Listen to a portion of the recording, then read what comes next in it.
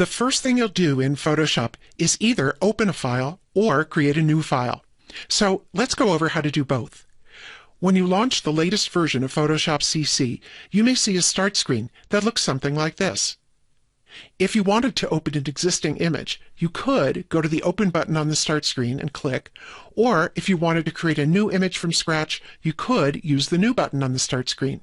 But there's another way to get to these same commands from anywhere in Photoshop. So even if your start screen isn't showing, you can always go up to the File menu at the top of Photoshop and choose New or Open from there.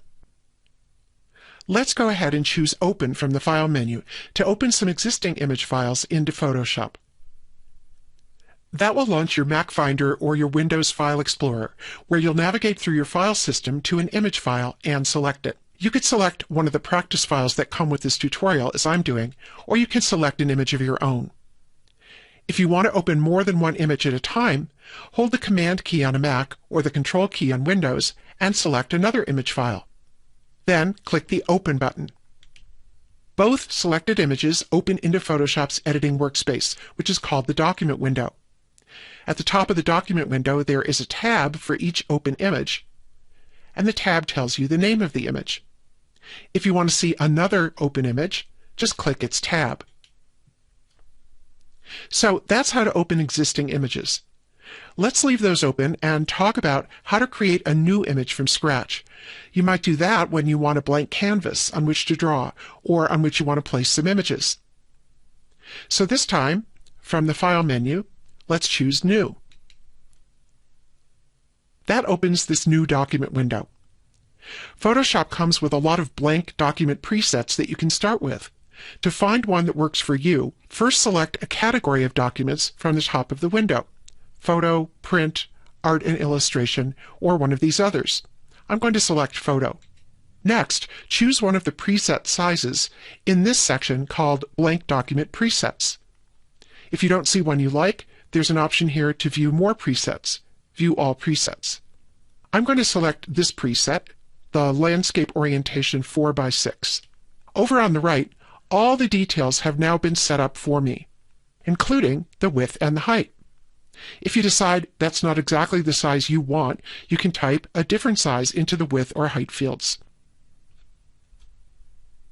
Any of the other settings on the right could be customized too, but sticking with the presets takes the worry out of having to figure out technical details at the beginning.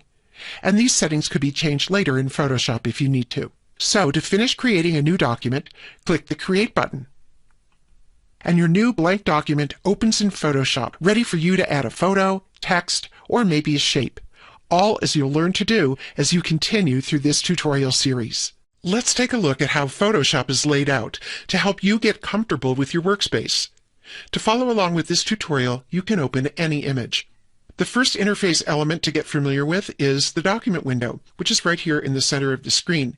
This is where you'll work on your images. Over to the right of the document window are the panels that have a variety of image editing controls. There are more panels than just those you see in this panel column. Some of the panels are hidden behind others. For example, here we have a panel group of the Color panel and the Swatches panel. If I want to see the Swatches panel, I can just click its tab, and that brings it forward so I can use it. I'll go ahead and select a blue swatch here in the Swatches panel, and that color will be applied when I use other color features like the brush tool. There are some panels that aren't open on the face of Photoshop. To open one of those panels, go up to the Window menu and choose from this list of alphabetical panels a panel that doesn't have a check mark. For example, I'll choose the Histogram panel. That opens the Histogram panel, and after I'm done using it to evaluate the tones in a photograph, for example, I can close it by clicking the double-pointed arrow here. Another important interface element is the Tools panel, which is located to the left of the document window. It's this long vertical bar here. If you're not sure what a tool is, you can just hover over its icon, and in a moment you'll see the name of the tool in a tooltip. To select a tool, just click it. There are more tools than you see on the face of the Tools panel. You can click and hold any tool, like the horizontal type tool here, that has a little triangle at its bottom right corner. And you'll see a flyout menu of related tools. So if I want to add text not in a horizontal orientation, but rather in a vertical orientation, I can just slide down to the vertical type tool in this flyout menu and select it from there. Each tool has a number of controls called options, and those are found in the next major interface element, the horizontal options bar up here at the top of the screen.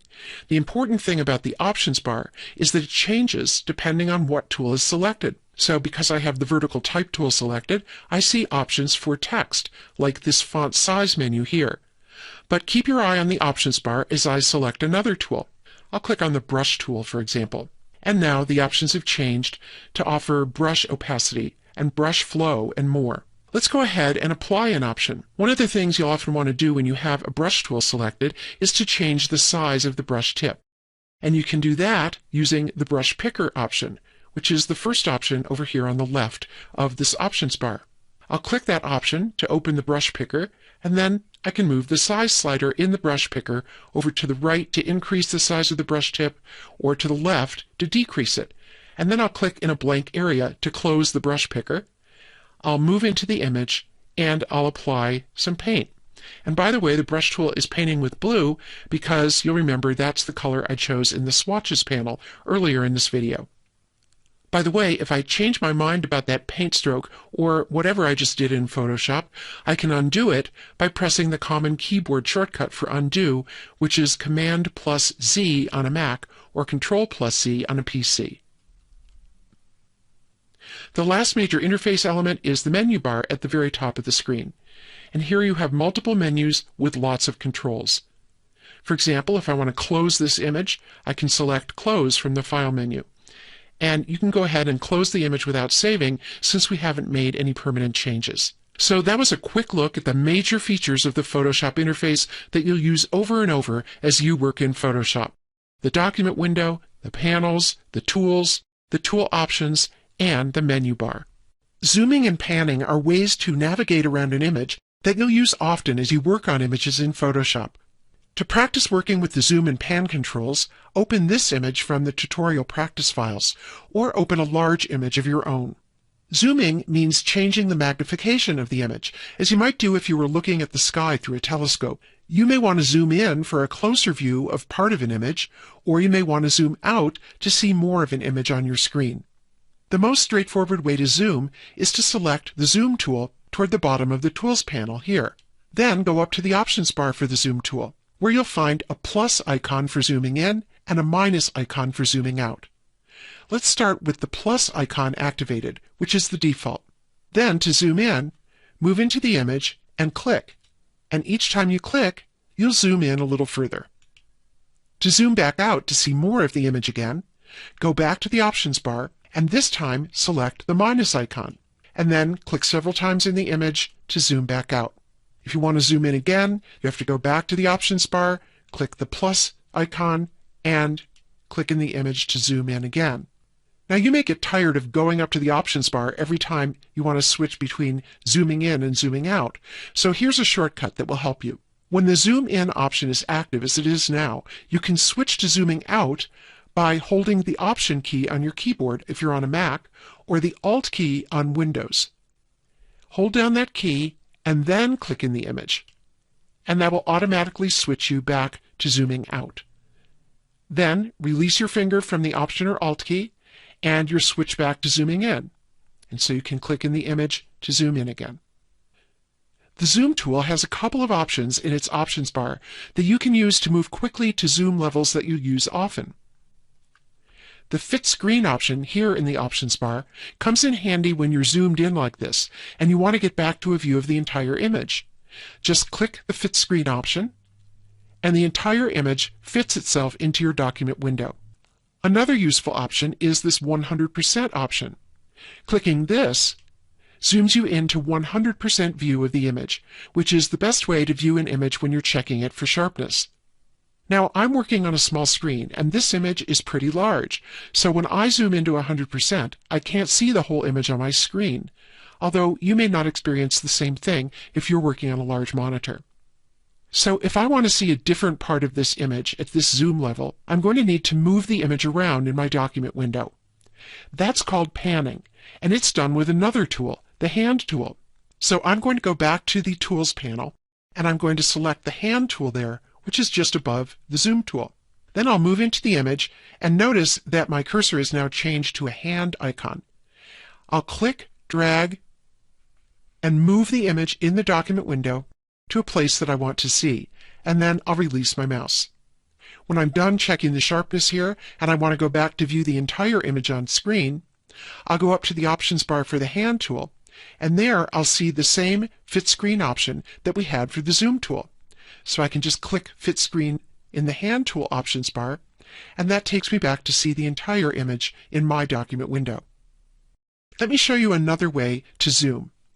Instead of clicking, you can do continuous zoom by holding your mouse down on the image.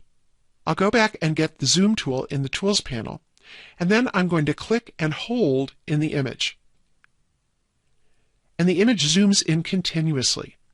If you zoom in really far like this, you can see the pixels that are the building blocks of an image in Photoshop. By the way, the size of these pixels can affect the image quality of a print, which is why image resolution is an important topic, especially for printing, something we'll talk more about when we cover resizing an image later in this series. I'm going to go up to the options bar and click Fit Screen so I can see the entire image on my screen again. One more thing. Let's say that you're working with another tool, maybe the brush tool, and you're painting in a small area, and you don't want to switch out of the brush tool over to the zoom tool just to zoom. Well, there's a shortcut that you can use instead of the zoom tool, and that is to hold the Command key on a Mac or the Control key on a PC as you press the plus key on your keyboard. And every time you do that, that will zoom you in. If you want to zoom back out, hold the Command key on a Mac or the Control key on a PC and press the minus key on your keyboard, and that will zoom you back out. So that's an introduction to zooming and panning that I hope will help you to navigate your images as you're working on them in Photoshop. To finish up with this lesson, you can close this image without saving. Photoshop gives you lots of flexibility to change the edits that you make. In this video, we'll explore how to undo, redo, and step back in time as you're editing. You can follow along with this file from the practice files for this tutorial or an image of your own. Let's start by making some paint strokes on this image. Select the brush tool in the Tools panel. Then go over to the Swatches panel and click on a color there. You can use any color that you like. Move into the image and make a brush stroke. By the way, if your brush tip isn't big enough, go up to the options bar for the brush tool, click on the brush picker, and set the size there. I'll click off of that picker to close it. Let's make a couple more strokes. Go to the Swatches panel again, select another color, and stroke. And let's do that one more time. So let's say that you want to get rid of the last action that you did in Photoshop, in this case, making that pink stroke. The quick way to do that is to use a keyboard shortcut, Command plus Z on the Mac or Control plus Z on Windows, which I'll do now. And the pink stroke goes away. I can bring it back by pressing Command plus Z again or Control plus Z again. So that keyboard shortcut is a toggle for undoing and redoing the last action that you took.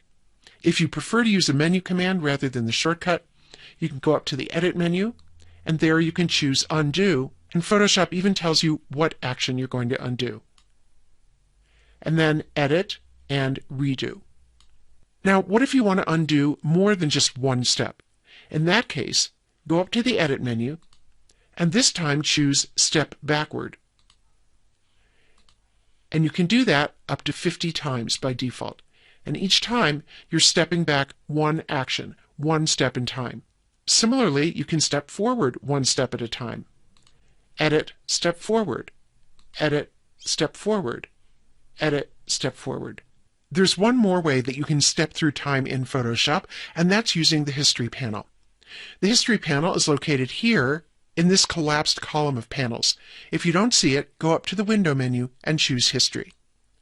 I'm going to expand this panel by moving down to its bottom bar until I see a double-pointed arrow and then dragging down. So what we see in this panel is a separate bar for each action that I just took on this image. Open, and then 3 strokes with the brush tool. Keep your eye on the panel as I make another stroke. My 4th stroke was just recorded in the History panel too. Now let's use another tool to see how it's recorded. Go to the Tools panel, and this time select the Dodge tool, which is used to make things lighter. The Dodge tool also has a brush tip, just like the brush tool. To make the Dodge tool tip bigger, go up to the options bar for this tool, and there you have a size slider that you can drag. And then click in a blank area to close the brush picker. Now come into the image and let's drag over the leaf a couple times. Each time I release my mouse and then drag again, another Dodge tool state is recorded here in the History panel. The beauty of having these states in the History panel is that you can step back through them one by one, like this, or you can jump to a particular state, like this. And each time you do that, everything in the image changes to the way it looked at that state, at that point in time. You also can step forward or jump forward in time in the History panel, like this. Two things to keep in mind about the History panel. If you do go back to a previous state, let's go back here, and then you do something else, let's say I dodge in this area of the image. Keep your eye on the History panel, and you'll see that everything after the state I'd gone back to disappears. It's as if you went back to a fork in the road and took a different path. Everything on the first road beyond the fork disappears. And the second thing to keep in mind is that when you close the image, whether or not you save it, your history disappears. And the next time you open the image, the History panel will be cleared out and will start again with a fresh history. Now, if the History panel isn't your cup of tea, you can rely on the simple commands in the Edit menu instead. Undo for single undos, and step backward for multiple undos. Either way, you have lots of flexibility to correct any mistakes or try new approaches as you edit an image. Saving is a critical step in Photoshop, so let's see how to do it safely. To start, open this image from the tutorial practice files. Now let's make a change to this file. Let's move this small inset photo to somewhere else in the image. To do that, go to the Tools panel and click on the first tool, the Move tool. And then move into the image, click right on the small bouquet photo, and drag it somewhere else in the image. I'll just put it here. You can put it anywhere you like. By the way, if that didn't work for you, it's probably because you're not on the right layer. We'll learn a lot more about selecting a layer later in the tutorial series, but for now, you can avoid that problem by just going over to the Layers panel and making sure that you have the small bouquet layer highlighted. And then try dragging that bouquet again. Now that we've made a change to the image, let's see what happens if we use the Save command to save the image with that change. I'll go up to the File menu, and I'll choose Save. And what happened is that Photoshop went right ahead and saved over and replaced the last version of this image, in this case, the original file that we started with. And that's something you don't often want to do. So let me show you a safer way to save that doesn't save over the last version. Let's make another change. Again, with your Move tool selected, click on that small bouquet photo and move it somewhere else in the image. I'll put mine down here, but you can put yours anywhere. Go up to the File menu, and this time, don't choose Save. Instead, choose Save As. That opens this Save As dialog, where you can avoid saving over the last version of your file by doing something different, like changing the file name or choosing a different location to which to save the file.